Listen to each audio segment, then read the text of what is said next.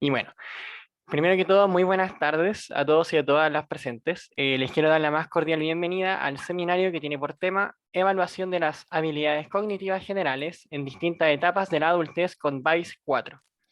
El docente que nos acompaña y que va a impartir esta charla, o esta sesión, es Germán Tomás Ehrenfeld.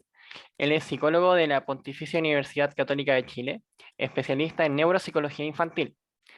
Actualmente es candidato al grado de magíster en psicología en la Universidad de Montreal, Canadá.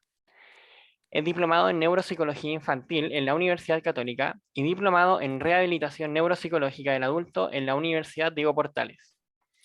Fue asistente de proyecto, evaluador corrector y digitador en el proyecto de estandarización de BISC-5 Chile en CETIUC y cuenta con la certificación a nivel básico, intermedio y avanzado del BISC-5. Actualmente se desempeña como neuropsicólogo pediátrico y con experiencia en rehabilitación de secuelas cognitivas en oncología infantil y trastornos del neurodesarrollo.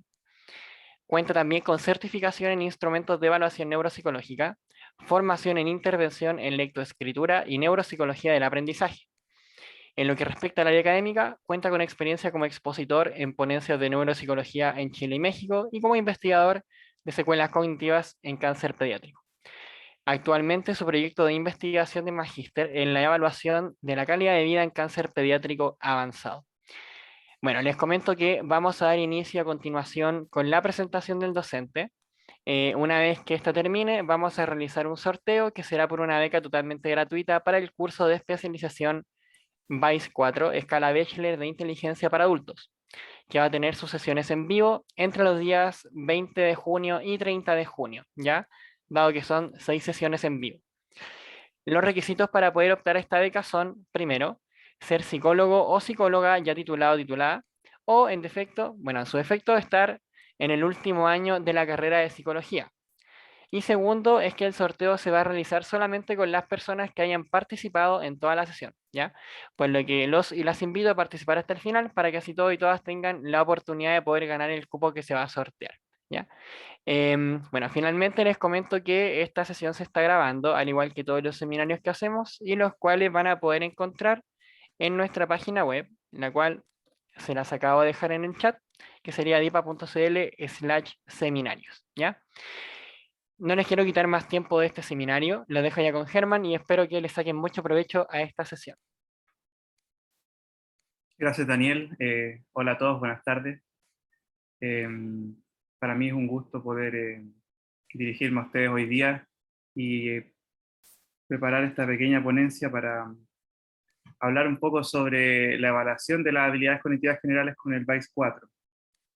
La verdad que, si bien es cierto, quizás mi área de experticia a lo largo de mi carrera ha sido la evaluación con niños, debido a algunas necesidades, algunas algunos casos muy puntuales he necesitado tomar algunos casos de adultos y de a poquito me he ido quizás adentrando y viendo la importancia también de cómo poder abordar la población adulta. Y bueno, en ese sentido es súper distinto del infantil y requiere de la formación y del aprendizaje como una área aparte. Entonces, en ningún momento quisiera que se tomase como a la ligera la importancia de entender la evaluación con PAIS 4 como si fuese una sola dimensión. Eh, Generalmente en Chile se utiliza harto el PAIS 4 en el contexto de escuelas, por ejemplo, cuando ya la escala infantil se queda corta, ¿cierto? Y se tiene que pasar a la evaluación de los terceros, los cuartos medios. Pero el instrumento aborda una población que va mucho más allá de eso, ¿cierto? Abarca la población desde los 16 años hasta los 90 años. Entonces, es un temazo hablar de Vice 4. ¿Sí? Me gustaría preguntarle a los que están presentes si me pudiesen contar más o menos con qué población trabajan, ¿ya? Porque Vice 4 puede ser utilizado para, como yo les mencioné, evaluar los adolescentes, los adultos jóvenes, ¿cierto? Quizás ya los adultos de la edad media o quizás personas mayores también. Entonces me gustaría más o menos saber más o menos con qué población trabajan ustedes, si lo pueden poner en el chat. para yo también quizás poner más énfasis de la preparación que yo hice, que podemos hablar más en profundidad. Ya dice Arturo que trabaja sobre un CEFAM, perfecto.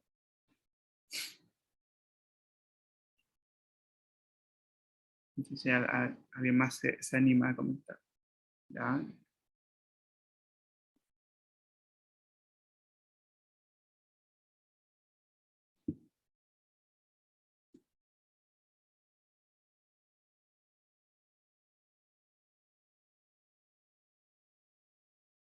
Ujú, perfecto.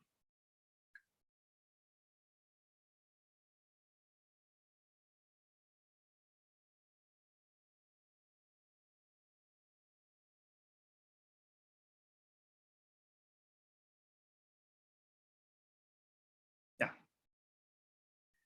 Súper. Gracias a todos los que han ido contestando. Creo que sí, efectivamente, mi sospecha es más para que se ve población más de adolescentes y adultos jóvenes. Bueno, lo bueno es que hay contenido para las tres poblaciones que les mencioné, así que voy a tratar de enfocarme más en esas primeras para esta ponencia, ¿ya? Bueno, en primer lugar, situarnos un poquito qué es VICE 4. El VICE 4 es la escala de inteligencia para adultos, y voy a hablar particularmente sobre la estandarización chilena, que es la que todos conocemos. La verdad que debiésemos sentirnos muy afortunados como país que tenemos estos instrumentos que están baremados, que están con normas para nuestra población, porque no todos los países pueden decir lo mismo, ¿sí? Bueno, el país 4 yo creo que muchos lo utilizan, ya lo conocen, pero para aquellos que no, es una prueba que trata de evaluar habilidades cognitivas generales, ¿cierto? La inteligencia. Los autores son Pearson y está compuesta de varios materiales, ¿cierto? 3 cuadernillos de estímulo, un set de cubos y un protocolo de registro y 2 cuadernillos de respuesta. Sí, la verdad que es una prueba que es bastante, con bastantes elementos. Sí, voy a citar aquí la misma artículo de los autores de la prueba que me validaron, ¿cierto? Y la verdad que es bien interesante. Me gustaría hablar un poquito de las salvedades de la muestra en Chile porque es importante que como especialistas lo podamos hacer. Carolina hace una pregunta bien interesante. Les propongo algo. Déjenme compartir un poco algunos elementos y hacemos un espacio para preguntas. Y así vamos sucesivamente. ¿Ya? Em, sí, bueno, aquí, bueno, genial, Janet, sí, se reconoce a Beatriz, sí. Bueno, la baremación y la estandarización del instrumento es un proceso que es tremendo, o sea, es mucho trabajo y requiere de mucha ayuda. Sí, bueno, aquí les dejo la referencia del artículo, ¿cierto? Es súper interesante y bueno que lo podamos conocer. Y bueno, hablarles sobre la muestra de estandarización en Chile, ¿cierto? Fue con un muestreo intencionado, vale decir, se buscaron los participantes que pudiesen cumplir los criterios disponibles para la baremación, fue estratificado y fue por conglomerados, estratificado por las edades, y los conglomerados fueron distintas regiones de nuestro país que contribuyeron a la muestra: Santiago, Concepción, Arica, Iquique, Antofagasta, Temuco, Punta Arenas, en esas regiones, ¿sí? Algo interesante que al preparar esta ponencia, se vio que no había diferencias en el CI entre regiones, pero sí se encontraron pequeñas diferencias, pero con un tamaño del efecto muy, muy pequeño en diferencias por género. Pero sí algo interesante, que se encontraron diferencias de tamaño medio por el nivel socioeconómico. Y eso es algo que nosotros sabemos, los tres Chiles que tenemos, ¿cierto? La, el acceso al capital cultural, la educación, los factores eh, socio psicosociales, ¿cierto?, que involucra el universo económico en Chile, hace que tengamos diferencias, ¿sí? Así que es interesante que sí, en la muestra se observa que por nivel socioeconómico hay diferencias en torno a los índices, ¿sí? Pero fíjense, bueno, aquí les dejo una panorámica de la muestra total y es interesante porque considero que los grupos quedaron muy bien parejitos. O sea, es bien representativo de la realidad del país. ¿Sí? VICE 4, perdón, es una escala que el CI total está compuesto de 10 subpruebas con 4 índices principales y a su vez tiene pruebas suplementarias en las cuales se pueden sustituir en caso de que alguna de estas falle. El índice más confiable de VICE 4 es el CI total. Como mencioné, está compuesto de las 10 subpruebas centrales. ¿Sí? En el mismo artículo que les mencioné, muestra la composición de la prueba, ¿cierto? Y las correlaciones con cada uno de los factores de la misma prueba. Y es bien interesante que memoria de trabajo y razonamiento perceptual, que serían componentes ya más relacionados con la memoria de trabajo y la inteligencia fluida, son los que más correlacionan con la escala. Y así podemos ver también cómo correlacionan las pruebas con cada uno de los índices. Finalmente, bueno, esto es material de, de estudio, al que le guste quizá estadística o conocer aspectos de psicometría es necesario conocerlo, pero no está de más mencionarlo. ¿Y qué nos permite hacer la prueba? Nos permite también hacer distintos niveles de análisis. No sé si los que están aquí estén familiarizados con el análisis de comparación entre pares, ¿cierto? O las diferencias y también lo que es el análisis de procedimiento. Pero la prueba también tiene esta particularidad de que nos permite contrastar los mismos índices dentro de un perfil para establecer diferencias y hacer este perfilado de las habilidades cognitivas de las personas. Es muy interesante y pronto nosotros en la DIPA vamos a lanzar un curso enfocado en poder mostrar cómo es la correcta aplicación y administración de VICE 4 y cómo la podemos relacionar a nuestro contexto, ya sea los que trabajan en colegio o los que trabajan con población de adultos. ¿Sí? Particularmente, yo considero que aquí es donde encontramos también la riqueza del análisis.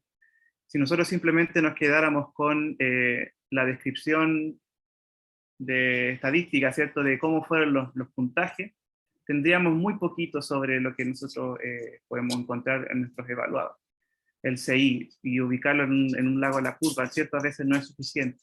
Es bueno poder demostrar y conocer cuáles son las mismas diferencias dentro de un perfil, y para eso es importante poder aprender a hacer la comparación de diferencias, la interpretación de las fortalezas y debilidades.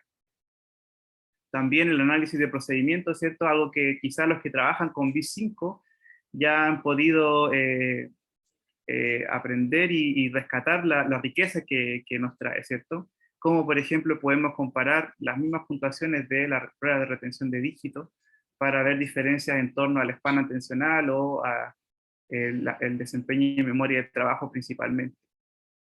También, por ejemplo, cómo podemos contabilizar las mayores secuencias en la misma prueba de retención de dígitos, nos puede ser de indicador de cómo funciona la memoria de trabajo.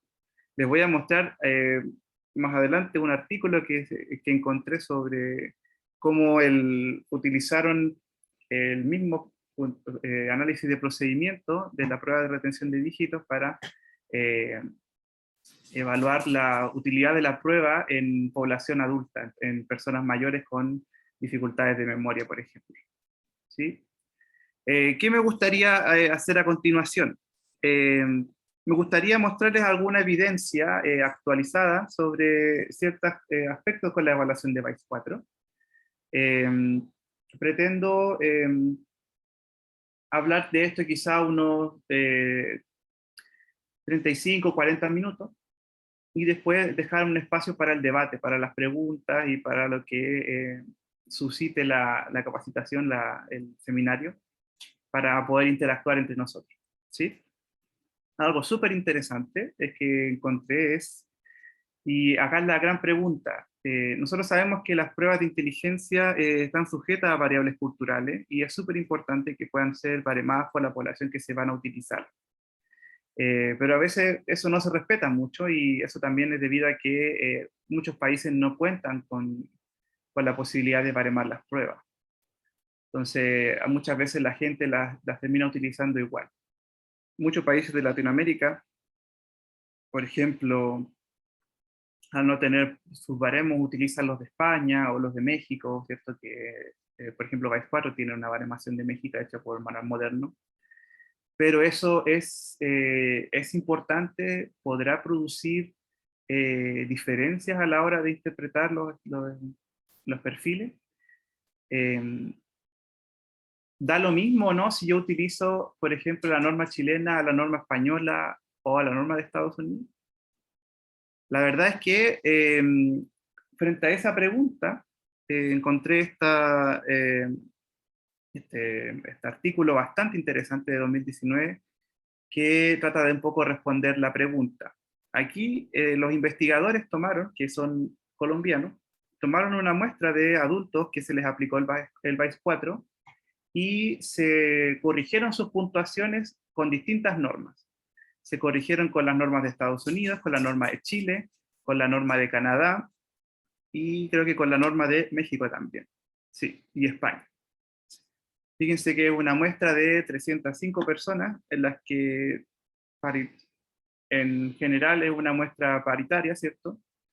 Y con un rango de edad bastante variado, más desde los 20 hasta los 65 años. También se controló el nivel de escolaridad, ¿cierto?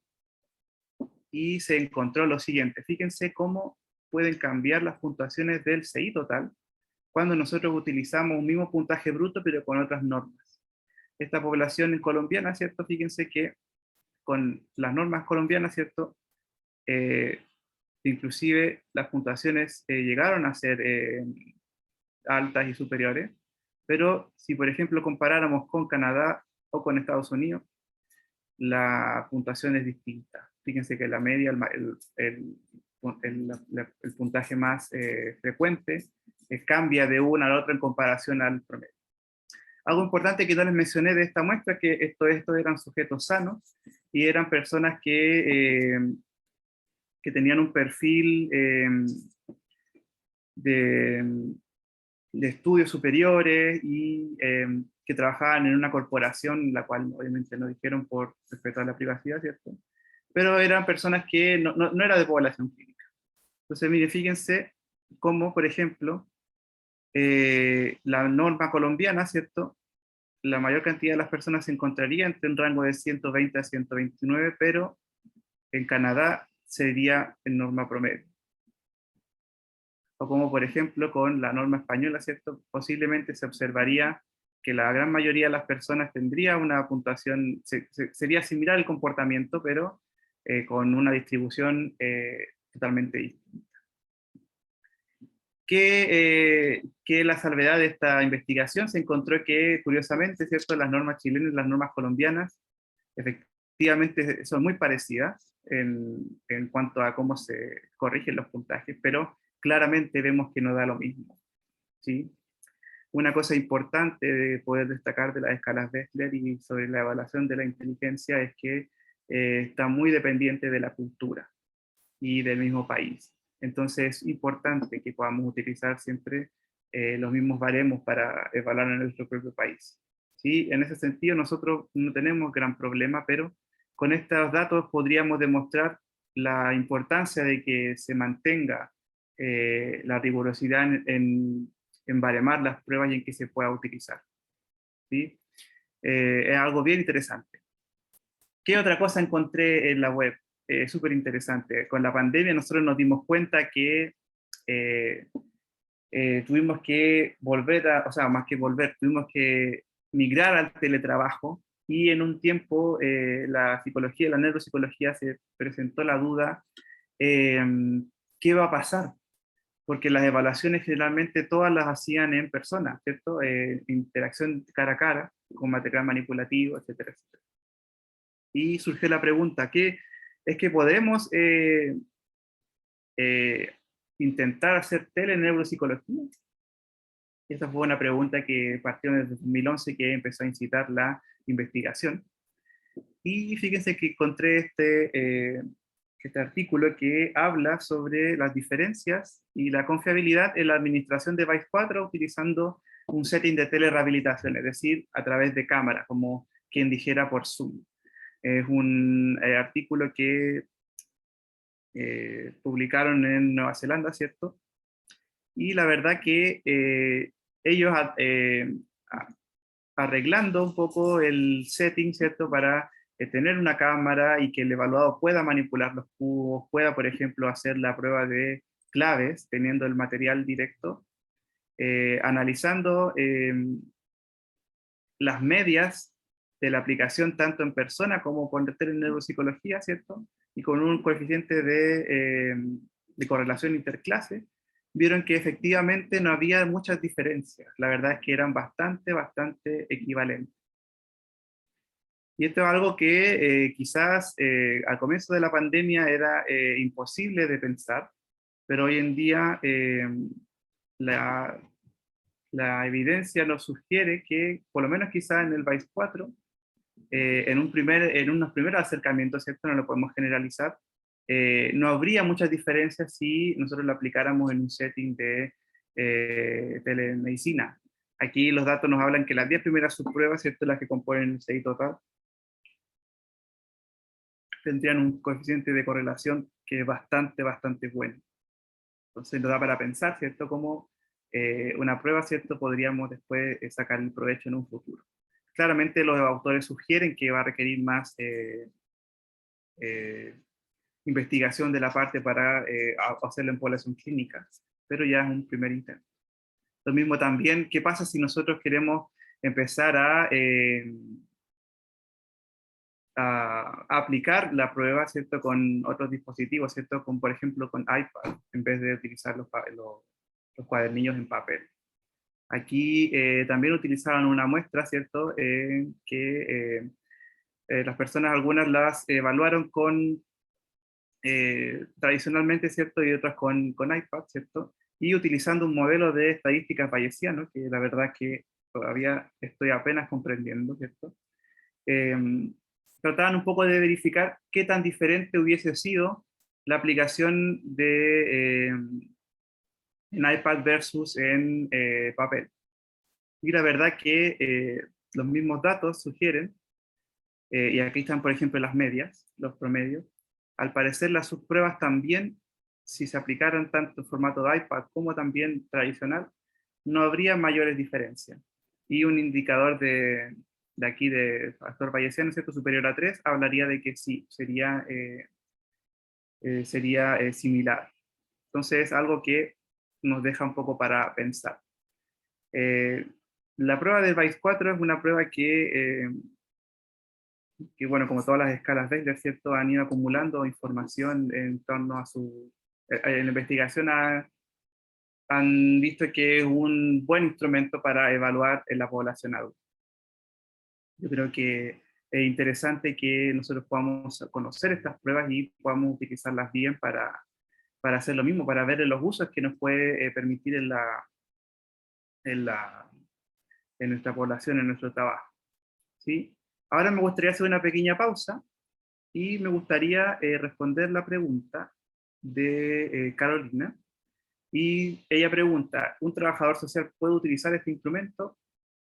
La verdad que como está descrito, por ejemplo, la página donde se vende la prueba en CDT, ¿cierto? Y también siguiendo un poco la alineación que tiene el sistema de salud, ¿cierto? Las escalas Wechsler solamente son aplicadas por psicólogos. Pero, ¿qué pasa? Hace poquito estaba en un curso también y en Chile, en España y quizá en otras partes de Latinoamérica somos muy gremialistas, ¿cierto? Somos como, no, es que el psicólogo tiene que hacer esto, el fonoaudiólogo tiene que hacer esto. Pero en otros países, y también tienen otros sistemas de educación, eh, no es tan así y los límites son un poco más flexibles. Si la persona cuenta o adquiere cierta formación que lo haga experto en cierta área, en cierta competencia, pudiese aplicarlo. Yo creo que aquí la respuesta, la pregunta a lo que Janet, a lo que Carolina postula es más bien, en nuestra realidad chilena, yo pienso que no sería el caso, porque alguien que aplique el VICE 4, ¿cierto? Tiene que ser una persona que tenga formación para reconocer aspectos como qué es confiabilidad y validez, qué implica hacer una evaluación de inteligencia, qué implica eh, tratar de ver el contexto de una persona, ¿cierto? Y un poco la responsabilidad de lo que tú vas a decir con esta evaluación que vas a hacer. Pero quizás en otros países en donde, por ejemplo, un trabajador social que estudia 2 años y que puede después adquirir cierta formación, tiene más libertades. De hecho, por ejemplo, hace poquito tuve una conversación con un colega con un psicólogo aquí en Canadá, y ellos me contaron que aquí el trabajador social con cierta formación puede acreditarse por la Orden de Psicólogos de Quebec como psicoterapeuta. Pero ¿qué pasa? O sea, el trabajador social que hace eso no simplemente se quedó con la formación, tuvo que hacer otro programa de estudio y certificarse como tal. Entonces, la verdad que comparando las realidades, va a depender del contexto, de las leyes que están en los países, pero principalmente yo diría que depende de la formación. Aplicar una escala Bechdel, ¿cierto? Requiere de práctica, requiere de expertise, requiere de conocer el instrumento al revés y al derecho, de tener práctica en la interpretación. Porque ¿qué pasa? Nosotros también podemos aprendernos el manual de memoria, pero una cosa es lo que podamos hacer la correcta aplicación y otra es cómo nosotros relacionamos con un motivo de consulta o con una problemática que nos están planteando el motivo de la evaluación. ¿Sí? Eh, Carolina también pregunta respecto a este instrumento, ¿existe un trabajo multidisciplinario en Chile? ¿Se deriva directamente a un psicólogo para su aplicación? Sí, generalmente es así. Yo te podría contar quizás mi experiencia particular trabajando en rehabilitación y trabajando en contexto hospitalario, sí, generalmente se deriva al psicólogo. Con respecto a adultos, ahí yo quizás podría mencionarte como modelos. En Osorno hay un centro de la memoria, ¿cierto? También en El Salvador, en Santiago.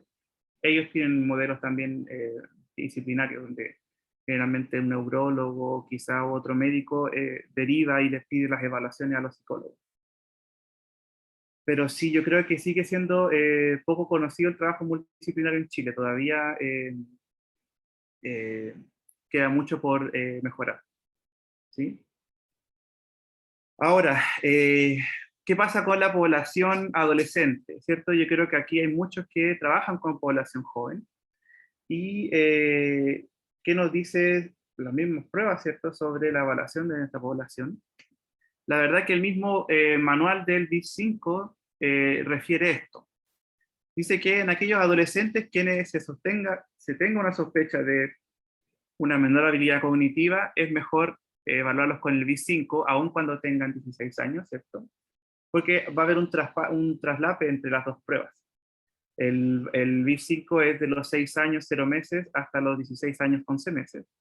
Y VICE 4 es de los 16 años, 0 meses, hasta los 90 años, 11 meses.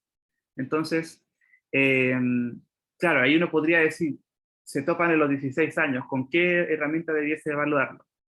El mismo autor, ¿cierto?, sugiere eso, que si ustedes ven que el evaluado posiblemente va a tener un desempeño más disminuido o puede tener quizá una dificultad o la sospecha de una debilidad, ¿cierto?, cognitiva, sería mejor aplicarlo en P5. Y por el contrario, ¿cierto?, cuando se crea que el evaluado de 16 años va a tener un desempeño sobresaliente, es mejor evaluarlo con la escala de adulto. Pero de todas maneras, ¿cierto? Finalmente la decisión depende del juicio clínico del examinador. Yo he tenido la oportunidad de evaluar y de hacer el salto, ¿cierto? De tener pacientes de BIP5 a BIP4. Y no quizá en un contexto escolar, sino que más bien en donde yo trabajaba, que era un centro de rehabilitación oncológico. Eh, yo creo que la experiencia son dos pruebas distintas. Son dos pruebas totalmente distintas. tienen elementos similares, pero cómo se componen los mismos índices, también cómo se presenta la prueba y la misma calidad de los ítems la hace diferente. Entonces no es una decisión arbitraria, por menos, ¿cierto? ¿Qué pasa con BIS5 y BIS4? Fíjense que cada una de esas pruebas tienen elementos similares, ¿cierto? Por ejemplo, está construcción con cubos, analogía, retención de dígitos también, pero retención de dígitos, no, retención de dígitos sigue igual. Pero, por ejemplo, la prueba de retención de imágenes en el país 4 no está. ¿Y qué pasa? Nosotros podemos calcular el CI total con las 10 primeras subpruebas, y si nosotros fuésemos justos en el tiempo, solamente necesitaríamos calcular estas 10 primeras subpruebas. Pero, si quisiéramos comparar con una evaluación previa con el BIS5, nos faltaría y tendríamos que necesariamente aplicar las pruebas de balanza y secuenciación de números, que es suplementaria, que es algo que no sé si la mayor parte de los que trabajan con adolescentes o adultos jóvenes lo hace, ¿sí? Entonces, ¿qué sería interesante de hacer reevaluaciones con el BIS4? Tendríamos que necesariamente, para poder solamente comparar quizás de las puntuaciones estándar, aplicar secuenciación de números y balanza. ¿Cuál es otra dificultad en la reevaluación con el BIS4? Es que no se podría calcular el índice de razonamiento perceptual, porque en el BIS5 no existe. En el BIS5, ¿cierto? El índice de razonamiento perceptual sería un equivalente de visoespacial con razonamiento fluido. Y bueno, todavía no tiene la estructura de los 5 factores BIS4 como la tiene BIS5. Entonces ahí habrían dificultades, no se podrían hacer comparaciones entre los mismos índices. También fíjense que, bueno, se podría interpretar cualitativamente los componentes del índice de razonamiento perceptual, pero habría que incluir balanzas, ¿cierto? Para contrastar, por ejemplo, matrices de razonamiento y balanzas que componen el índice de razonamiento fluido, y construcción con cubo y rompecabezas visuales, que sí ya está, que sería eso espacial. Algo importante, las comparaciones de memoria de trabajo entre BIS5 y BIS4 no serían completamente equivalentes, porque el índice de memoria de trabajo de BIS5 incluye la prueba de retención de imágenes, cosa que BIS4 no. Se tendría que comparar más bien el índice de memoria de trabajo auditivo con el índice de memoria de trabajo de BIS4. Y son comparaciones parcialmente equiparadas. ¿Qué me gustaría hablar sobre el uso que se le da a BIS4 generalmente en Chile? Es para, en adolescentes, en el contexto escolar, es para determinar si existe o no discapacidad intelectual. ¿Qué puedo mencionarles al respecto? Yo siento que nunca es suficiente de recordar este aspecto. Hace poquito estábamos terminando una versión del curso de BIS5 y salió la duda, ¿qué pasaba cuando mi evaluado eh, sacaba un rango de 65, ¿cierto? Un puntaje muy bajo, no extremadamente bajo, pero que tenía la habilidad adaptativas o la conducta adaptativa funcional dentro del promedio. ¿Tiene o no tiene discapacidad intelectual? La verdad que ahí les dejo la pregunta a ustedes, no sé qué piensan al respecto. Eh, una persona con una puntuación baja, con un CI de 60, ¿necesariamente tiene discapacidad intelectual, sí o no?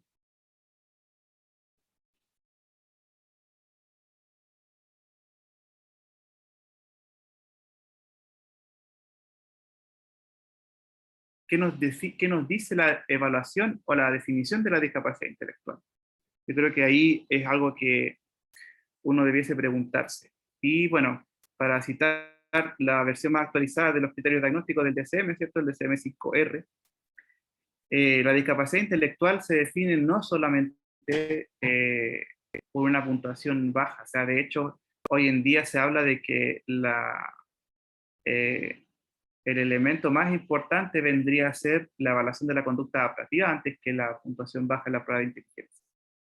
Ahí Polet dice, yo creo que no, ya que no se cumpliría parte de los criterios. Exactamente, eso mismo es lo que quiero llegar, Polet.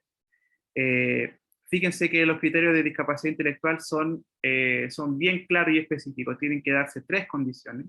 La primera es que tiene que haber un déficit intelectual, ¿cierto? Que se tiene que evaluar con una prueba estandarizada. ¿Sí? Generalmente se habla de 2 desviaciones estándar para abajo, ¿cierto? Eh, Se podría cumplir este primer criterio. Segundo, ¿cierto? Tiene que haber dificultades en el funcionamiento adaptativo, que también se puede, ya sea, evaluar. En Chile tenemos muy buenas opciones para poder evaluar con instrumentos psicométricos, ¿cierto? La conducta adaptativa. Tenemos, sobre todo, la forma del ABAS-2, que tiene una muestra chilena, que es muy interesante, muy buena para poder evaluar. Pero también se puede evaluar por juicio crítico, no necesariamente tiene que ser una prueba psicométrica, sino que también puede ser instrumentos criteriales. ¿Sí? Janet dice, debe existir aparición antes de los 18 años. Exactamente, exactamente, muy bien. El criterio C, ¿cierto? Que tiene que presentarse durante el periodo del desarrollo. ¿Sí? Yo creo que es algo súper importante que las personas que empiecen a utilizar las escalas Wechsler, sobre todo en contexto educativo, reconozcan esto. O sea, lo que plantea el decreto 170 sobre la definición de I, ¿cierto? Es un criterio más escolar, más educativo. Realmente para que haya un trastorno del desarrollo de, un trastorno del desarrollo intelectual o discapacidad intelectual tiene que ser una condición que surja en las primeras etapas del desarrollo y que cumpla con estos 3 criterios. ¿Sí? De hecho, acá hablan los especificadores, ¿cierto? El especificador más importante viene a ser, perdón, viene a ser el nivel de la conducta adaptativa. ¿Sí? Porque finalmente el nivel de la conducta adaptativa es lo que va a determinar la cantidad de apoyos que va a necesitar la persona y no es el rango del CNI. Hoy en día nosotros podemos preguntarnos y cuestionar mucho cuáles son, cuáles son las razones por las que alguien puede puntuar alto o bajo en una prueba, ¿cierto? Recordemos que las pruebas de evaluación, ¿cierto? No son cintas métricas, no son winchas, ¿cierto? No son así graduadas exactamente. Son instrumentos que, si bien es cierto, tienen altos niveles de confiabilidad y validez, ¿cierto? Son instrumentos seguros de aplicar, no tienen 100% exactitud de la medición, porque la misma teoría de la medición habla de que hay un error de medición. Uno nunca va a poder acceder al 100% con seguridad a una puntuación. Por eso también están los intervalos de confianza. Entonces, es interesante e importante que sepamos eso, ¿sí? Porque yo veo que todavía hay mucho desconocimiento, sobre todo quizás en los colegas más jóvenes, o que están recién partiendo, que no necesariamente lo que dice las normas del decreto 170 corresponden con lo que hablan los criterios diagnósticos de un trastorno del desarrollo como es la discapacidad intelectual. ¿Ya? Eh, para evaluar adultos jóvenes, yo creo que me gustaría mencionar este artículo, y yo tuve la experiencia yo he trabajado con alta población, con talento académico, con alta capacidad, y también hace poquito bueno, me había llegado en Chile una adulta que tuvo una historia muy así difícil de la escolaridad, pero que tenía mucha capacidad. Y ella, cuando la evaluamos, ¿cierto? La apliqué la escala de adulto, junto con la colega con la que estábamos trabajando en conjunto, vimos que ella cumplía los criterios de alta capacidad. Ella tenía una trayectoria muy excepcional, pero que también tuvo varias complicaciones durante su escolaridad. Ella tenía algo que en la literatura se conoce como 2E, doble excepcionalidad. Y tenía muy altas capacidades, ¿cierto? Pero también presentaba altas comorbilidades, tenía una dificultad de la concentración importante. Pero yo siempre de ese caso rescato la utilidad de la evaluación con, por ejemplo, con las escalas Wechsler, de cómo podemos determinar un perfil cognitivo, cómo podemos describir finalmente, tomar una foto a esto de las habilidades cognitivas, ¿cierto? Para tratar de responder una pregunta: ¿qué está pasando? ¿Por qué me va mal en lo que emprendo? ¿Por qué tuve esta trayectoria en mi historia escolar? Y bueno, fíjense que este artículo hablaba sobre puntuaciones de PAIS 4, ¿cierto?, en población que tenía alta capacidad, ¿cierto? Y fíjense que en la muestra que ellos recolectaron, encontraron que las personas con alta capacidad tenían generalmente mayor puntuación en el índice de razonamiento perceptual, algo que generalmente se consideraba que al revés. Las personas se tenía pensado que eh, ellas puntuaban mejor en la escala de comprensión verbal. Y que es otra cosa interesante que se pueda visualizar. Otra cosa importante, ¿cierto? Antes de, o sea, para continuar, yo creo que muchas personas han visto el caso del adulto que sospecha que tuvo déficit atencional cuando chico y que quizás nunca lo pudo tratar, o que quizás nunca lo pudo evaluar. ¿Qué pasa con eso? ¿Cierto? La verdad que mucha gente describe su trayectoria escolar, incluso en la universidad, muy tortuosa, con mucho esfuerzo, con mucha dificultad. Yo tuve la oportunidad de ver un paciente en sus 35, 36 años que recién se hacía la pregunta, que estaba experimentando esas dificultades. Y es interesante, o sea, ¿qué pasa? ¿Qué hacemos con el TDAH de la adultez? Y cómo quizás una evaluación nos puede permitir obtener información. Algo importante que me gustaría mencionar sobre esta pequeña investigación es que eh, el VICE 4 no es una prueba para evaluar la atención, ¿ya? Y según este estudio, ¿cierto? Particularmente los índices de VICE 4 no correlacionaban con las otras pruebas que se utilizaban para evaluar la atención, que es algo que es interesante de señalar. Finalmente volvemos un poco a la misma historia, ¿cierto? De que una prueba no te va a dar un diagnóstico clínico. El déficit atencional como trastorno del neurodesarrollo, ¿cierto? Se tiene que pesquisar no solamente con una afectación en la atención que puede ser medida con pruebas o con cuestionarios o con el reporte de la persona, ¿cierto? Sino que con varias formas. Es interesante porque acá hablaba de que finalmente esta prueba, el PASAT, que es una prueba de atención sostenida y procesamiento, sí podía correlacionar en parte con VICE 4, pero las demás pruebas no. Por ejemplo, una que es muy conocida, el TMT, una prueba que mucha gente utiliza como prueba del Train Making Test, ¿cierto? Como prueba de atención. Entonces, algo importante, ¿cierto? La evaluación nos permite quizás tener un perfil y conocer en las personas adultos, jóvenes, cómo funciona, pero no necesariamente va a indicar que hay déficit atencional. De hecho, fíjense, aquí les muestro el perfil de este mismo paciente que les comenté. La verdad que fíjense, tuvo todo promedio, pero la queja o la dificultad que él experimentaba era más subjetiva.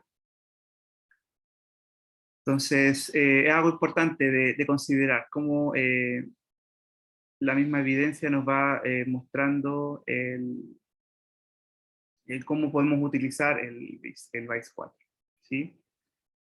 Aquí también, por ejemplo, miren su perfil cognitivo. Él tuvo todas las pruebas de atención dentro del promedio, pero sí él presentaba dificultades en las quejas de atención, ¿sí? Antes de hablar de las personas mayores, no sé si alguna persona le gustaría comentar algo o preguntar al respecto.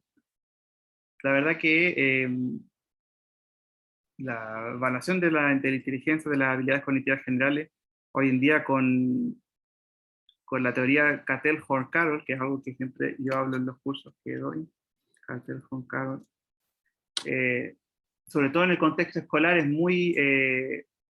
mucho desarrollo.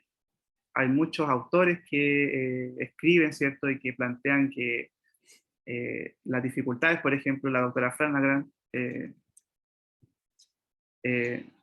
podríamos utilizar la evaluación de la inteligencia para hacer un análisis y determinar si hay o no una dificultad en el aprendizaje, por ejemplo, en comparación a algo del, del, el aprendizaje versus la inteligencia en sí. Pero es algo súper importante. Yo creo que el uso de PAIS 4 en nuestro país puede aportar eso. En la escuela, ¿cierto? Quizás para tener un perfil de los evaluados, ¿cierto? Y ver las habilidades que ellos tienen en el momento. Pero no sé si quizás las colegas que trabajan en escuela especial, ¿cierto? O las que trabajan aquí en centros de salud pudiesen compartir o contar su experiencia, qué es lo que ustedes han podido ver con respecto a la evaluación en su población.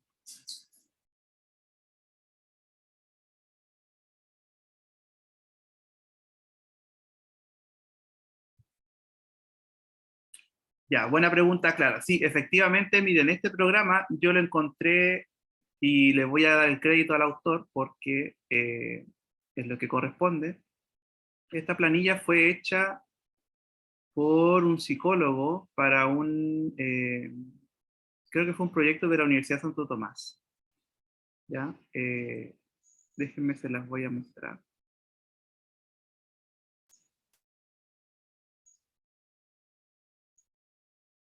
Yo esta la encontré en internet un día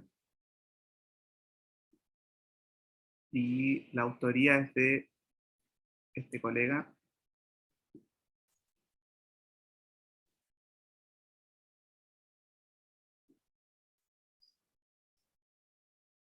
Él la hizo en un marco de un proyecto de la Universidad de Santo Tomás.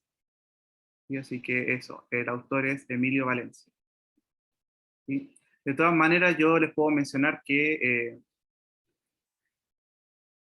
igualmente es una planilla Excel, no es el sistema automatizado que sugieren los autores de la prueba, ¿cierto?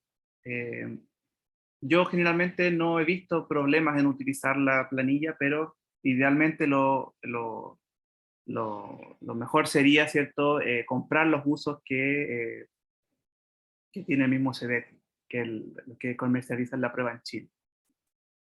Pero sí, quizás para personas que tienen limitados recursos y necesitan utilizar la prueba, bueno, aquí un colega lo hizo y lo hizo particularmente libre. Él dice aquí que se prohíbe la venta, ¿cierto?, en el lucro, su distribución es gratuita y académica.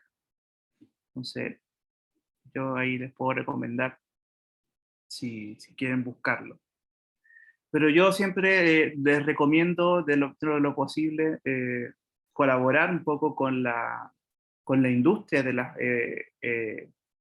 creación de las pruebas.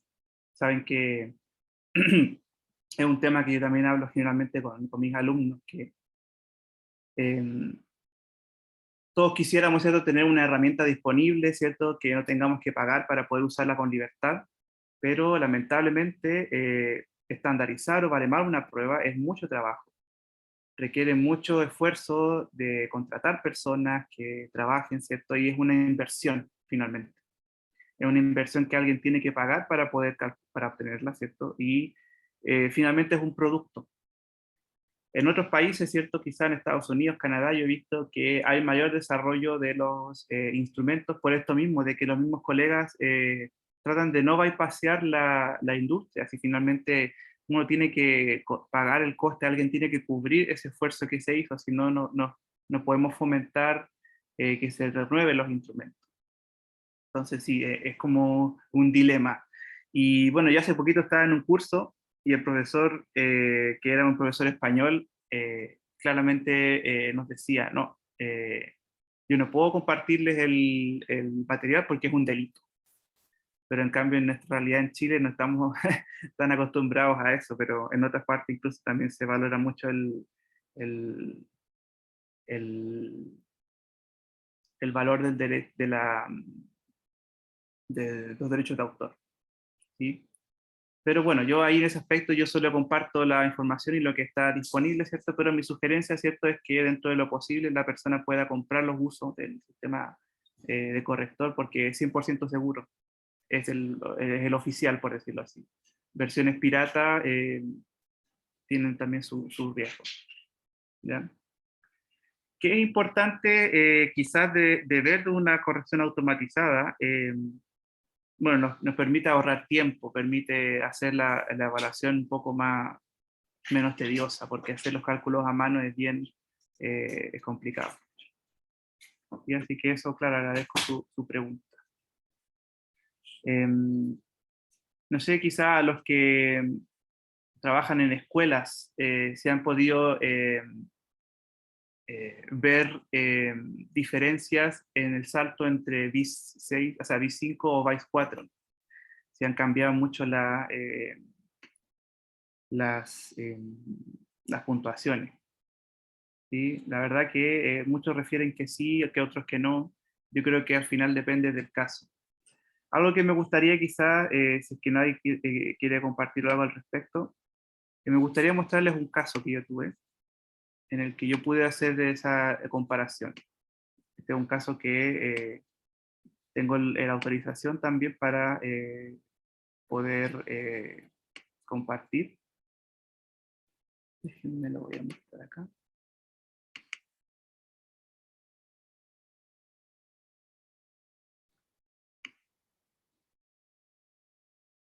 Este es un paciente que yo vi en mi antiguo trabajo, un paciente con un tumor cerebral, un medulloblastoma, que fue evaluado durante el proceso de inicio de rehabilitación. Y les voy a mostrar los dos protocolos, el de adultos y el de niños.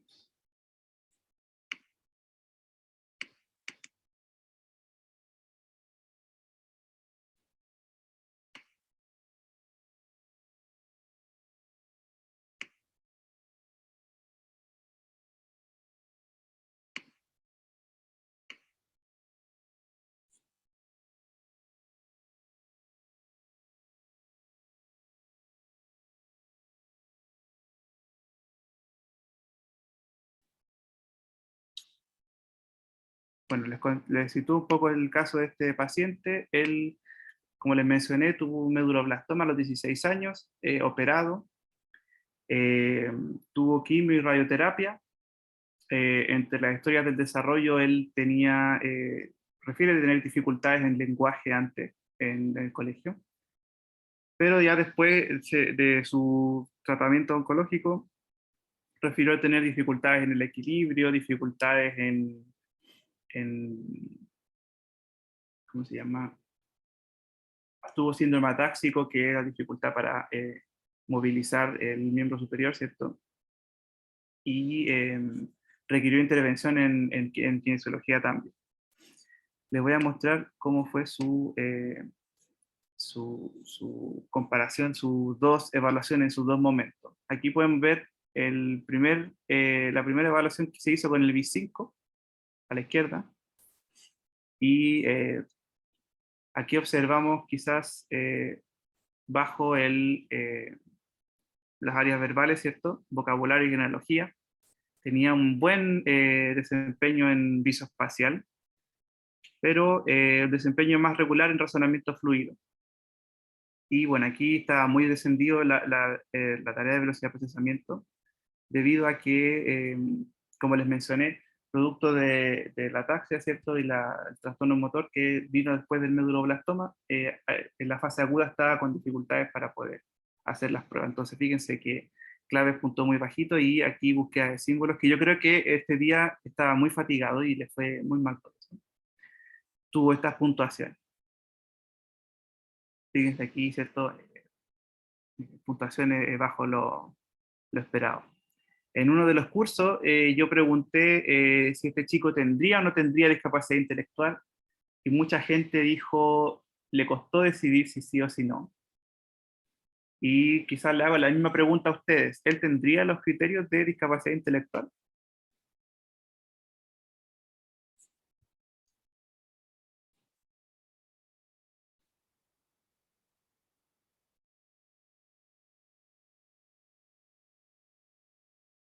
Ahí hago una pregunta para los asistentes.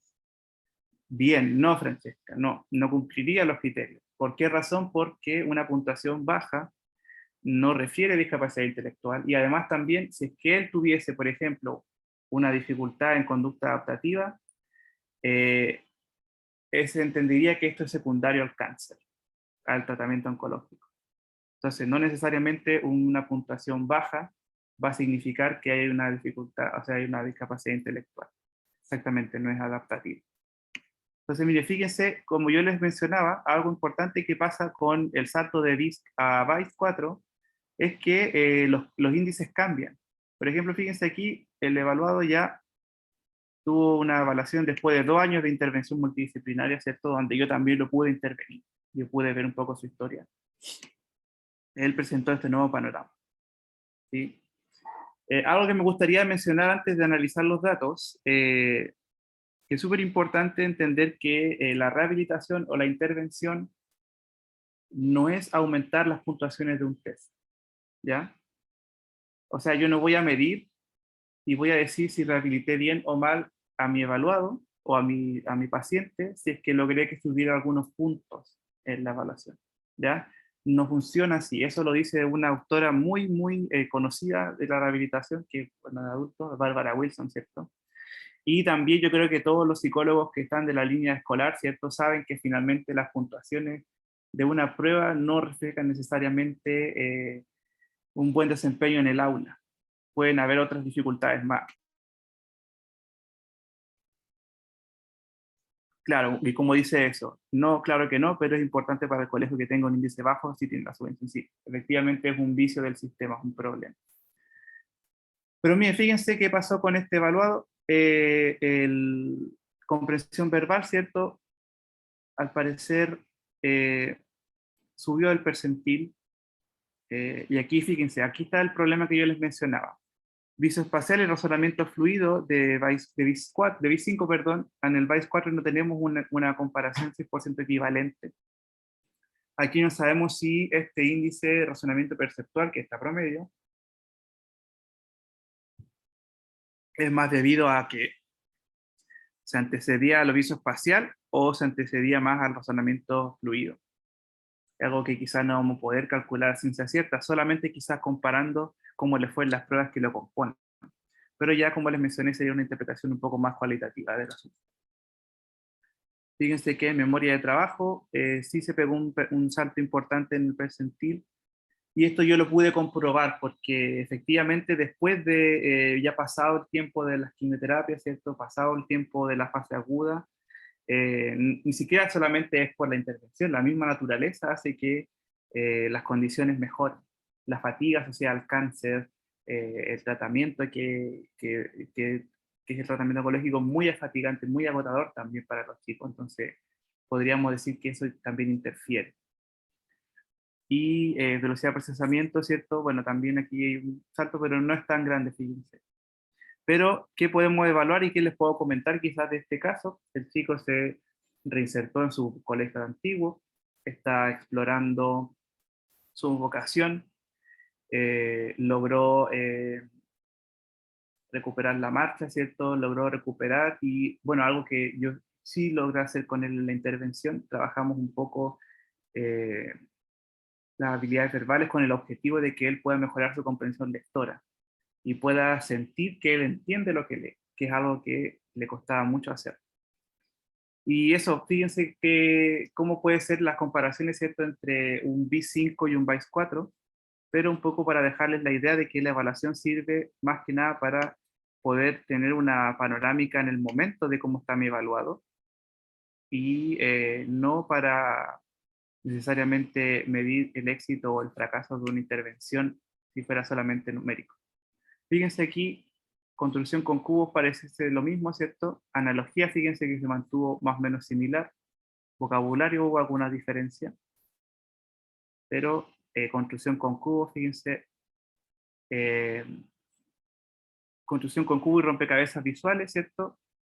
Siguen más o menos la misma tendencia, pero matrices de razonamiento aquí 6 y 7. Y aquí yo les mencionaba un poco el hecho de que yo, si quisiera hacer comparaciones un poco más seguras, tendría que haber aplicado secuenciación de transnúmeros y balanza, que algo que en el B5 hice, pero que en el BICE 4 no. Así que lo dejo de reflexión para aquellos colegas que trabajan con población infanto-juvenil. Si quieren hacer después una reevaluación que corresponda a 17 años, lo ideal para poder hacer, por último, una comparación entre puntuaciones equivalentes es siempre aplicar secuenciación de transnúmeros y balanza. ¿Sí?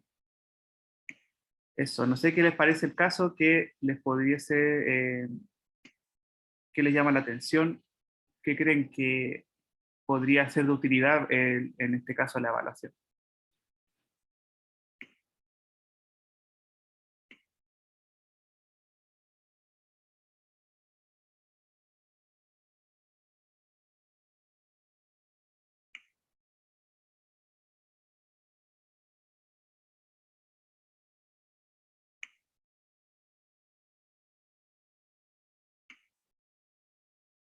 Si no hay preguntas o comentarios, podemos seguir y mostrar la última parte de... Ahí dice, la evaluación es útil para ver fortalezas y debilidades. Sí, exactamente. Muy bien. Yo creo que quizá el caso fue importante para marcar la importancia del contexto. Sí, exactamente. También es cierto.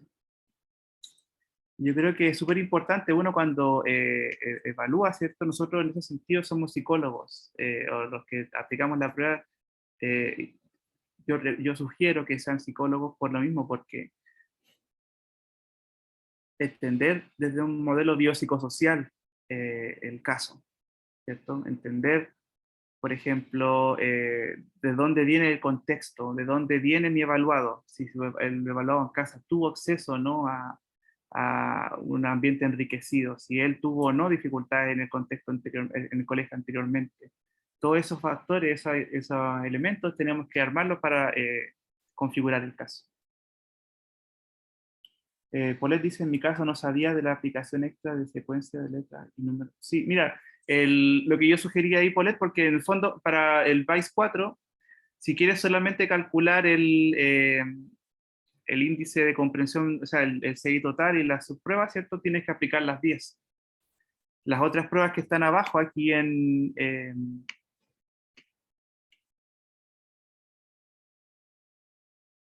aquí en celeste son optativas. Se utilizan para hacer una sustitución o un reemplazo en caso de.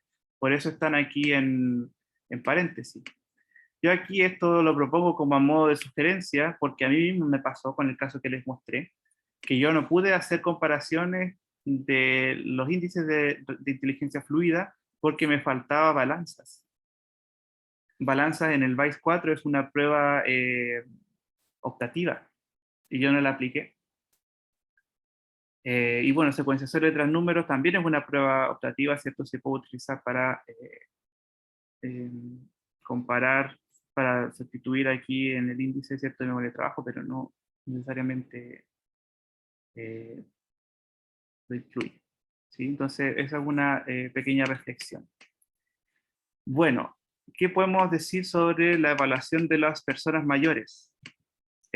Bueno, algo importante es que yo debiese separar y darle la relevancia que corresponde a la evaluación de las personas mayores cuando hay sospechas bueno, cuando hay quejas de memoria y cuando hay sospechas de algún trastorno neurodegenerativo.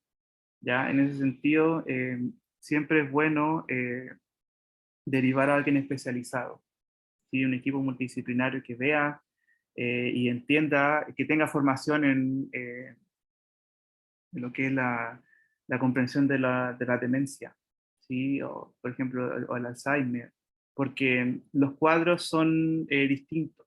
Si es una demencia cortical o subcortical, van a tener inicios distintos. También la evaluación de las quejas de memoria, ¿cierto?, los trastornos neurocognitivos, tiene que tener otro tipo de instrumentos también para evaluar la afectación en el contexto y la sintomatología que puede tener.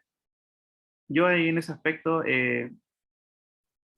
comento que más mi experiencia con el VICE 4 es más para población infanto-juvenil o adulto joven, pero ya la población de personas mayores yo sugiero, ¿cierto?, que deriven a las personas que tienen formación en eso, formación también en gerontología, o que comprendan el fenómeno de los trastornos neurodegenerativos con mayor profundidad. No simplemente pasar la prueba a las personas mayores. ¿Sí? Janet dice, recuerdo que con el VAIS a secas uno podía calcular el índice de deterioro. Con el VAIS 4 todavía se puede obtener.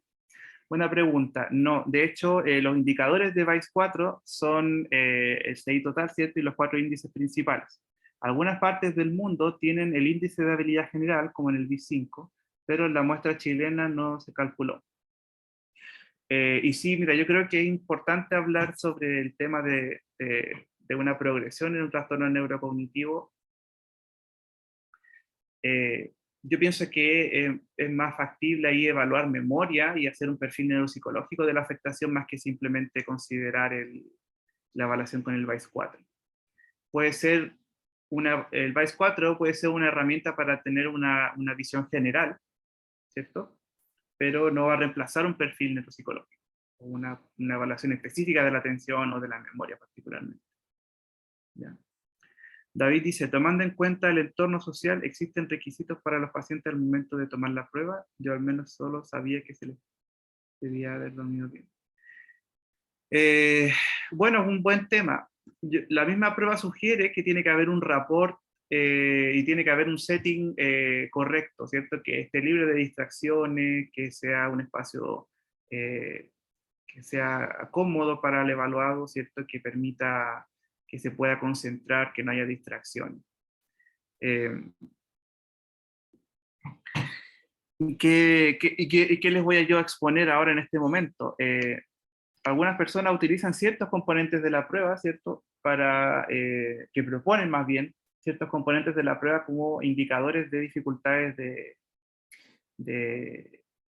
de memoria, ¿cierto? Pero hay que tener mucho ojo de cómo uno evalúa población con dificultades de memoria, porque el mismo índice de comprensión verbal depende de la memoria semántica. Entonces, si hay algún problema de memoria en esta población, ¿cierto? Y nos salir abajo, habría que interpretarlo con cuidado, con cautela. ¿Qué pasa también? En la misma, si hay una dificultad en memoria, de memoria semántica y sale descendido el índice de comprensión verbal, eso también va a afectar a la larga la estimación del CI total, porque es un componente del mismo.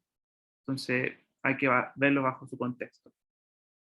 ¿Qué es lo recomendable, cierto? Que haya un buen ambiente, que la persona esté cómoda, como tú bien dices, que haya dormido bien, que haya comido bien, ¿cierto? Y yo creo que algo importante, si está tomando medicamentos, que haya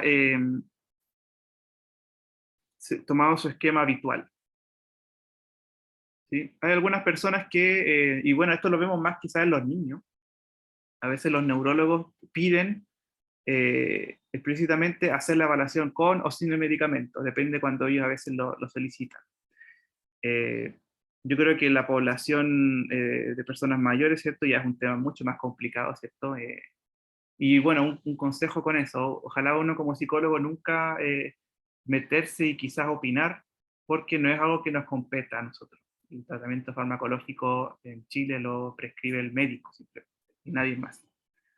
Y quizá uno en conversación con el profesional podría preguntarse, oye, a lo mejor te has preguntado si evaluarlo con o sin medicación sería algo que pudiese cambiar o no, pero nosotros ojalá no ni siquiera meternos en el tema porque podríamos meternos en un problema grande, ¿sí?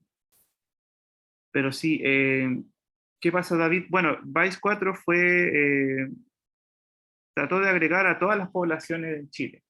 Por eso se hizo una muestra con varias ciudades del país, que también se estratificó el nivel económico. Creo que incluyó también una muestra rural. Entonces, simplemente eso de que pueda tener un buen ambiente en la evaluación sería suficiente.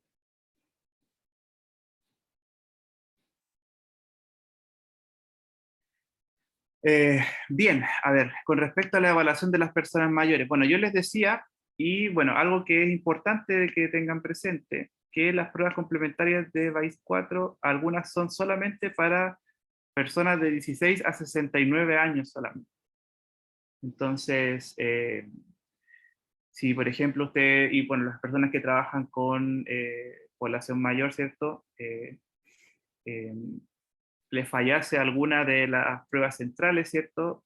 Podrían quizás tener problemas para encontrar algo para sustituirlo. ¿Ya? Entonces ahí hay que tener ojo con eso.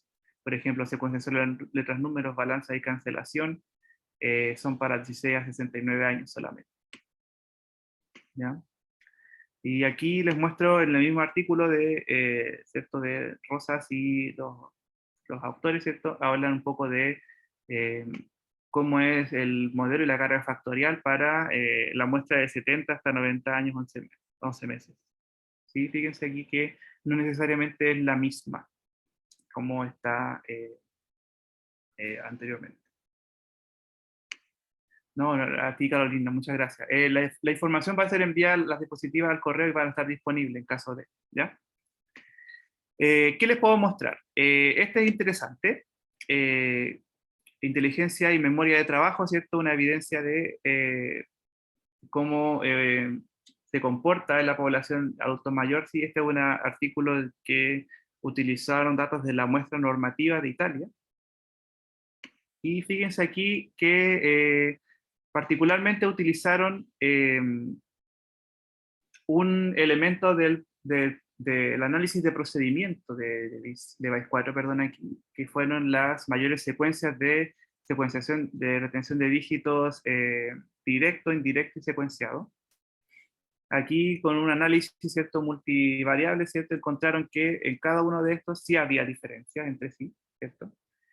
Y al parecer había cierto efecto con la progresión de la edad. Particularmente pueden ver que en población más joven ellos lograban retener mayor cantidad de dígitos, ¿cierto? Pero a medida que envejecía iba empeorando. Entonces ellos proponen y bueno, señalan que efectivamente hay diferencias en torno a la cantidad de elementos que pueden recordar en retención de dígitos a medida que se va envejeciendo, y esa evidencia sugiere que a mayor edad es menor. Entonces ahí uno podría decir que interesante, ¿cierto?, cómo se comporta la prueba evaluando a personas mayores. Y también fíjense, otro artículo interesante, qué pasa con población ya que tiene dificultades a nivel cognitivo, ¿cierto?, trastornos neurocognitivos, probable demencia o Alzheimer. También hicieron una comparación también con con retención de dígitos. Y encontraron también que habían diferencias notables en las personas, ¿cierto?, que tenían probable demencia tipo Alzheimer, ¿cierto?, o tenían un deterioro cognitivo moderado, leve, perdón. Y aquí el CSC, ¿cierto?, los que tienen quejas subjetivas de déficit cognitivo. Fíjense que al parecer las personas que sí tienen probable demencia tipo Alzheimer, ¿cierto?, tendrían puntuaciones menores. Entonces aquí podemos ver algo interesante y algo que se podría empezar a utilizar en Chile, o sugerir, yo creo que muchos lo hacen, pero sugerirlo como una buena práctica, que a lo mejor poner ojo en cómo se interpreta retención de dígitos, porque podría aportar información sobre, o quizá más que aportar información, es como decir, ser un indicador para sugerir algo podría estar pasando aquí en este momento, ¿cierto? Y bien, eso sería lo que yo les tengo de la evidencia de esta revisión sistemática que hice de algunos contenidos de BAIS-4. La verdad que al ser una prueba que abarca tan grande cantidad de la población, puede tener muchos usos, ¿sí? Pero de lo que yo veo aquí, que me han contado, hay personas que trabajan más con adolescentes y con adultos jóvenes, y también personas que tendrían discapacidad intelectual o también tendrían algún que otro eh, trastorno psiquiátrico. ¿Qué les puedo decir a modo de reflexión? Finalmente, las pruebas es importante que uno las conozca, pero que no es simplemente la única fuente de información. ¿sí? Uno tiene que evaluar la prueba en un contexto, en la historia de un paciente, en la que se recopilan no solamente las puntuaciones, sino también una problemática en sí, una historia del desarrollo o una historia del inicio del problema en la población adulta. Y eso, tenerlo como sí, una fuente más de información, más que el resto. ¿Sí? Entonces, eso tenía para hoy día. Me gustaría hacer un espacio de dudas, preguntas o comentarios, quizá que podamos interactuar entre nosotros, sobre qué ustedes pueden ver o tienen dudas sobre la evaluación con BAIS 4.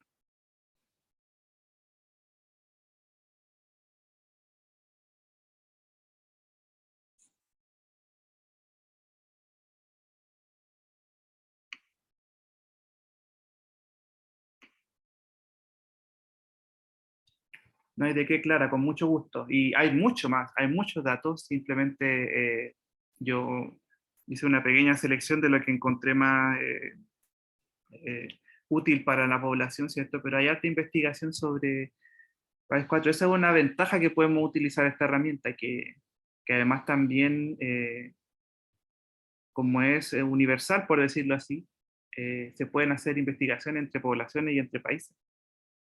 Yo creo que a mí lo que más me dejó de reflexión es la importancia de los baremos. Como ustedes pueden ver, la, y quizás les voy a mostrar el mismo artículo, eh, que si quieren también se los puedo compartir. Eh, la importancia de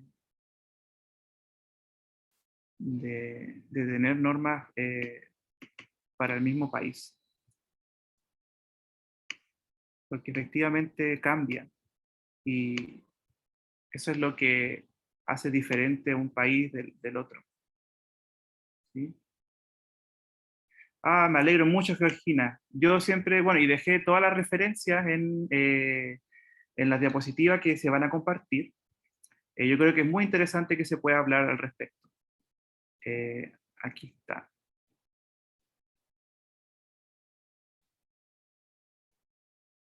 Aquí, fíjense las diferencias. Uno puede ver. Es necesario saber utilizar el BISC para aplicar el BICE. Si, claro, si a lo mejor tú nunca la has aplicado, siempre es bueno saber la escala, pero yo creo que quizás con tu pregunta, posiblemente quizás no conozcas el BIS. No necesariamente tú puedes aprender de cero. Lo que sí te puedo decir que BIS 5 y BIS 4 tienen cosas muy parecidas entre sí, y es simplemente tomar el curso. Eh, Eso, y no sé si tú tienes quizá experiencia aplicando escalas Wechsler o haciendo evaluación psicológica. Hay que tener ciertas salvedades. No es lo mismo en comparación a hacer una prueba proyectiva, por ejemplo. Una evaluación estandarizada tienes que tener ciertas reglas, seguir ciertos principios. Las escalas Wechsler tienen algunas cosas, los criterios de suspensión, los criterios de los puntos de inicio. Tiene su ciencia, hay que saber estudiarlo nomás, pero después es posible ver. Fíjense aquí las diferencias que se pueden ver entre utilizando una misma muestra, o sea, los mismos protocolos corregidos con distintas normas. Ah, ya, Clara, sí, perfecto.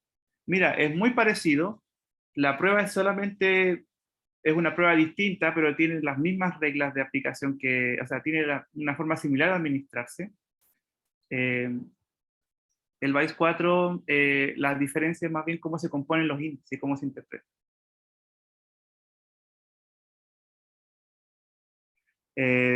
David, buena pregunta. Bueno, generalmente debido al efecto Flynn que se refiere, ¿cierto? Generalmente lo hacen cada 10 años. Eh, no tengo el dato certero de cuándo salió Vice 4 en Estados Unidos, pero por lo menos nosotros el V5, o sea, el Vice 4 se estandarizó en Chile en 2012. Ya se supone que ya han pasado 10 años, ya se debiese renovar. Pero yo no he visto que haya salido en Estados Unidos todavía la nueva versión. Entonces hay que esperar a que salga y posiblemente después se renueve. ¿Sí?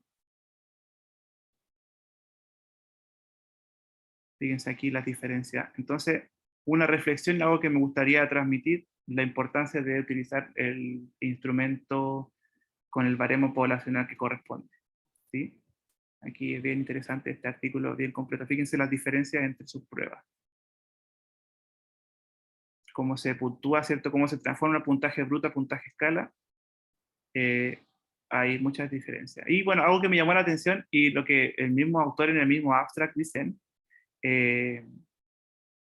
las normas chilenas y las normas colombianas se parecen mucho. Y eso es algo que no necesariamente va a ser siempre, pero se dio la particularidad que en este caso sí, y a veces es bueno igual hacer el estudio para como corroborarlo.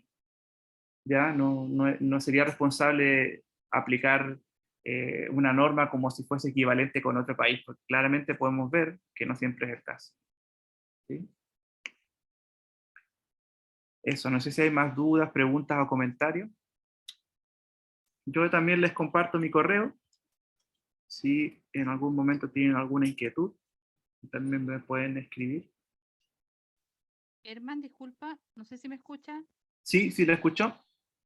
Ya, yo soy Janet y bueno, yo trabajo hace 21 años en una escuela diferencial. ¿Ya? Yo, bueno, me inicié con el WISC R y ¿Ya?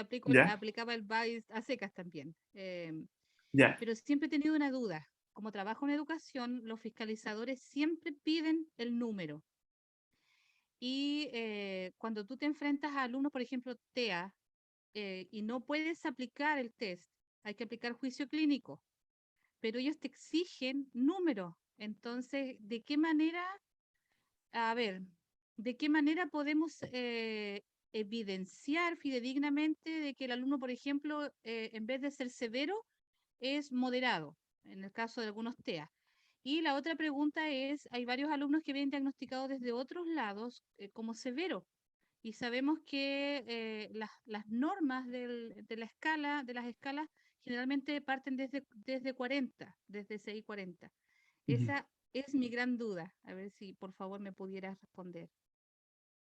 Ya, bueno, la primera, ¿cierto? Efectivamente, todos quieren el test, ¿cierto? Si tenemos este paradigma quizás biomédico, ¿cierto?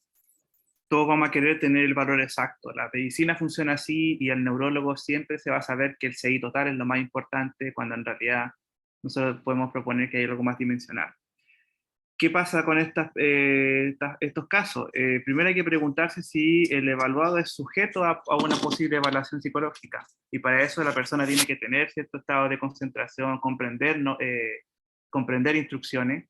Entonces, a veces si hay casos en los que tú no puedes aplicar el dígito, perdón, la prueba estandarizada, eh, se va a tener que hacer como juicio clínico, quizás como tú ya estabas haciendo. Una alternativa que yo podría mencionarte, hay una prueba que se llama el Leiter 3, que yo la conozco, yo también estoy certificado. Esa es una prueba no verbal, que a las personas con dificultades en la comprensión verbal, tú puedes obtener un índice numérico para evaluar inteligencia. Pero, ¿qué te podría decir yo de esa prueba? Depende igual mucho de la atención. Porque esta prueba tú la pasas haciendo señas, no hablas nada en ningún momento. De hecho, es súper interesante y curiosa porque yo siempre a los papás cuando la aplicaba yo le decía, mire, ahora yo voy a evaluar a su hijo, pero no se sorprenda si no escucha nada porque esta prueba se pasa en silencio. Y sí, pues pasábamos la aplicación 45 minutos, una sesión entera sin hablar. Con mucho material manipulativo y permite evaluar algunos componentes como inteligencia fluida, también algunos componentes de atención, sin hablar ninguna palabra.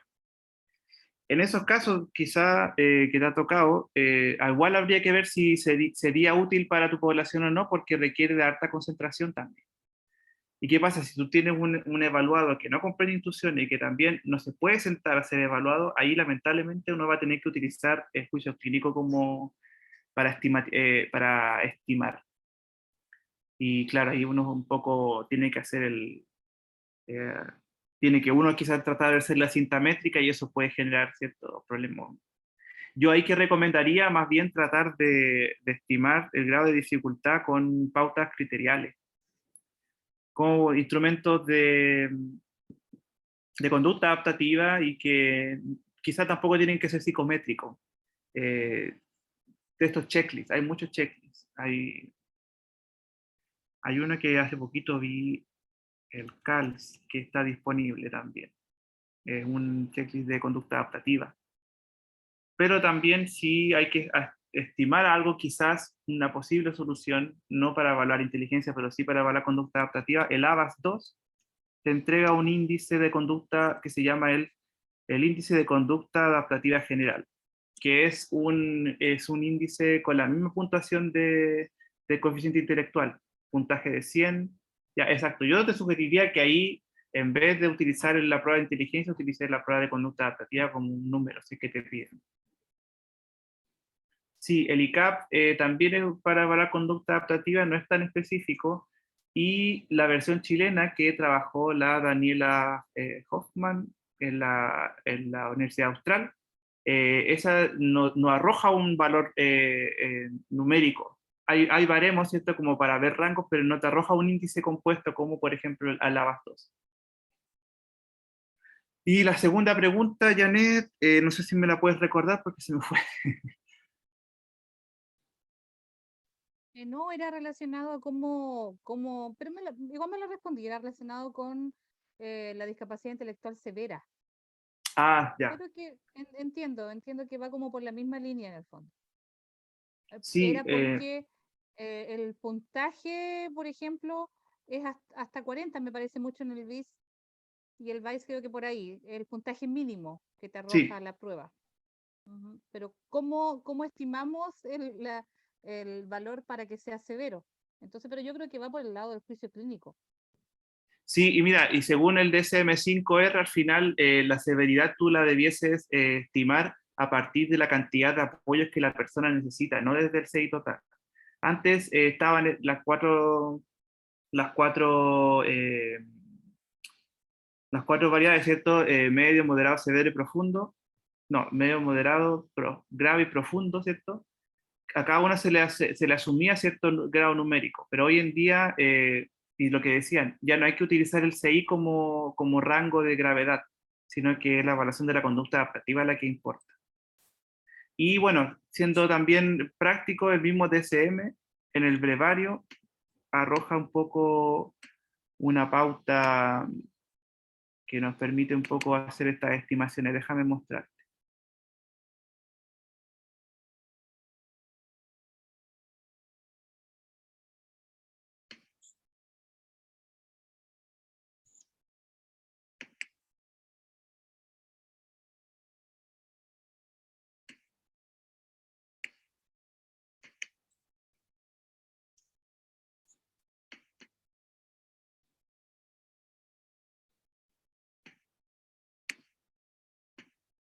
Aquí, si uno busca el brevario del DSM-5, que está en internet, lamentablemente este es el 5, no el 5R, porque todavía no está traducido al español.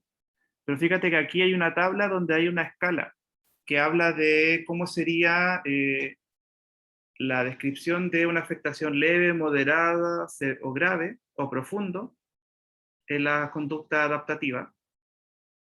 Entonces ahí tú puedes con esto quizás basarte en cómo estimar la gravedad, porque al final la gravedad no tiene que ver con el número, tiene que ver con la cantidad de apoyos que la persona va a necesitar. Quizás eso también te podría servir como para enriquecer el juicio clínico. ¿Sí? Muchas gracias. No, súper bueno. Muchas gracias. Ahí me quedó mucho más claro.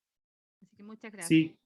Sí, no, y es mejor porque sabes que ¿qué pasa con las herramientas psicométricas? Bueno, uno tiene que pagarlas. Pues el ABAS-2, por ejemplo, es muy bueno, pero se tiene que corregir con uso, que hay que comprar. No siempre se puede obtener. Pero una buena forma, ¿cierto?, es ver si hay o no, se cumple cierto criterio o no para establecer diferencia en la conducta adaptativa. Se puede utilizar el brevario. Y que eso, no sé si hay más dudas, preguntas, comentarios, algo que les pueda servir.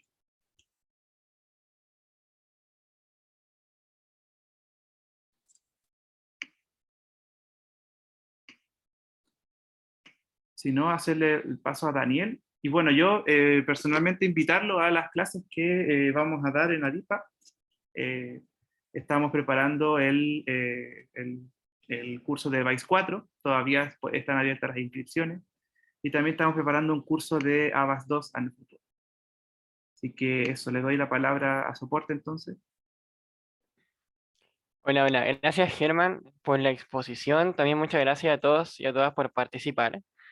Como bien dijo Germán, están todos invitados también a las clases de Vice 4. Les voy a dejar el link por si necesitan saber algo más sobre este curso. Y bueno, ya que lo prometido es deuda y ustedes se han quedado obviamente expectantes a toda esta sesión participando, como premio vamos a hacer un sorteo, así que les voy a proyectar pantalla, ¿ya? Ustedes me avisan si se ve todo ok. Ahí está. Esto sería para el sorteo. Aquí están todos ustedes puestos en la lista para participar por el cupo del curso de Vice 4 que parte el 20 de junio, ¿ya?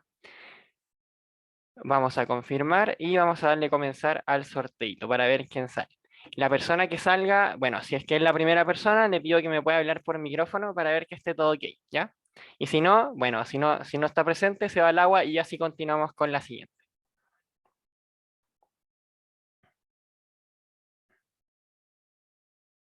Clara. Hoy vi a Clara participar bastante y salió de las Aquí, primeras. aquí, Así que aquí. muchas felicitaciones, Clara. La verdad es que estamos muy contentos de que hayas salido tú, sobre todo porque te vi participando bastante. Este curso parte el 20, Aquí como te estoy. No dije. sé si me escuchan. Sí, te escucho. Ah, Así ya. que te Feliz. comento que el día lunes lo más probable es que te hable la chica encargada del curso ya para hacer efectiva tu inscripción, ¿ya? A las demás personas, obviamente, que no se desmotiven por esto, porque ya que a pesar de todo, siempre hacemos seminarios gratuitos, siempre se están sorteando cursos diplomados a veces, y estas grabaciones también van a quedar en la página web para que puedan verla junto con el PowerPoint que también lo vamos a subir, ¿ya? Así que en verdad, darle las gracias a todos y a todas por la participación. Desearles que tengan una excelente noche, ya sea de descanso o de carrete o de estudio, pero que tengan un muy lindo fin de semana también y un excelente inicio de mes. Así que muchas gracias a todos y a todas. Que estén muy bien.